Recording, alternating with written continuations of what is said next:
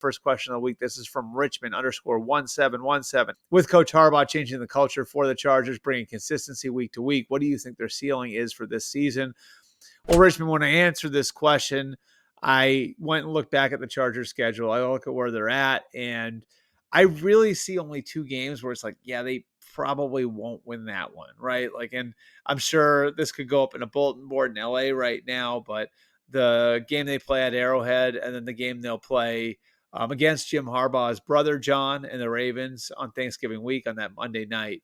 Other than those two, the Ravens and Chiefs, like you could see a very real path to 5-2 the rest of the year already. They're 6-3.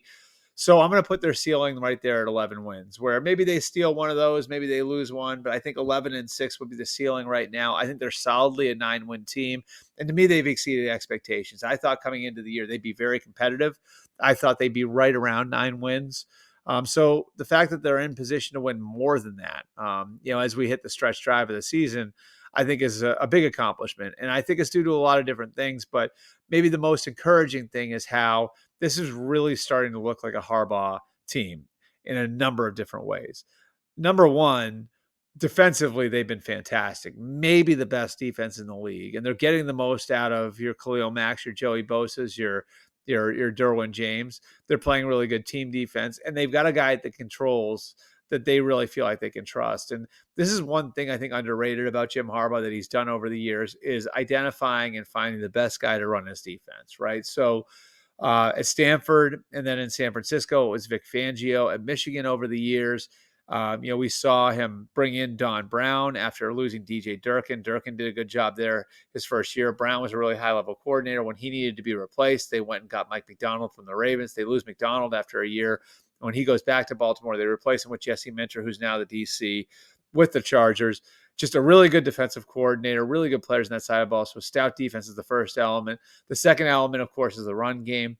Behind J.K. Dobbins, they've really built an identity there through the run game. I remember Jim Harbaugh saying on draft day, people were asking him about adding weapons. He said he viewed Joe Alt as a weapon. He sees offensive linemen as weapons. We're seeing that ethos again in the offense and the foundation. Now, they're not maybe where they would like to be from a run game standpoint, if you look at where they were in San Francisco and at Michigan and at Stanford over the years, but they're certainly getting there. And so they have that foundation on offense and good defense, good offensive line, good run game. That's a fundamentally sound team, which I think is the overarching thing here, a good blocking and tackling team, which brings us to the third element, which is when you are those things, you don't need the quarterback to be Superman. And the third element is they have Justin Herbert playing a different type of game where he doesn't need to carry the team on a down-to-down basis. And they are looking at him and saying, okay, like we're going to do for you what we did for Alex Smith in San Francisco when we took the weight of the world off of his shoulders as a former first overall pick. And we're going to put him in a position to go out there and pick his spots and play a smart game and win as the guy carrying the offense in spots, but not all the time. So I really love where Harbaugh has the Chargers right now. I think they're set up to win for the foreseeable future with Harbaugh as the coach. And the 6-3 start to me is just the start of what they're building there in Los Angeles.